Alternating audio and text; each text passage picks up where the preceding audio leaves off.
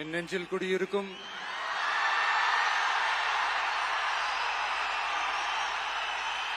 உங்கள் அனைவருக்கும் என்னுடைய வணக்கம்.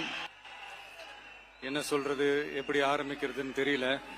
சினிமாவில் எப்படியாவது கஷ்டப்பட்டு வெற்றி அடையணும்னு இருந்த ஒரு சாதாரண அசிஸ்டன்ட் டைரக்டருக்கு பிறந்த ஒரு பிள்ளையா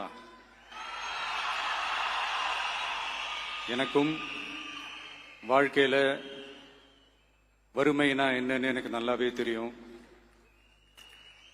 பசினா என்னன்னு எனக்கு நல்லாவே தெரியும்.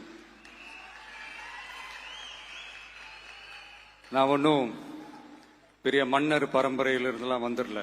ஒருத்த மாதிரி தான், உங்க குடும்பத்துல ஒருத்த மாதிரி தான், உங்க புள்ள மாதிரி தான், உங்க மகன் மாதிரி தான், உங்க அண்ணன் மாதிரி தான், உங்க தம்பி மாதிரி தான். அப்படிதான் நான் உணர்றேன்.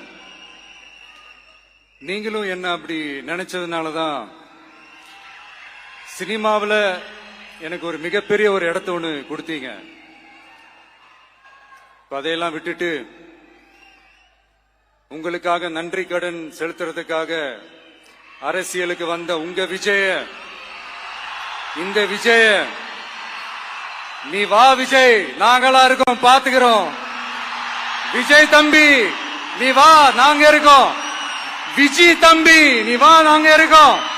அண்ணா நீ வாடா, நாங்களா இருக்கோம். நண்பா நீ வா நண்பா, நாங்களா இருக்கோம் சொல்லி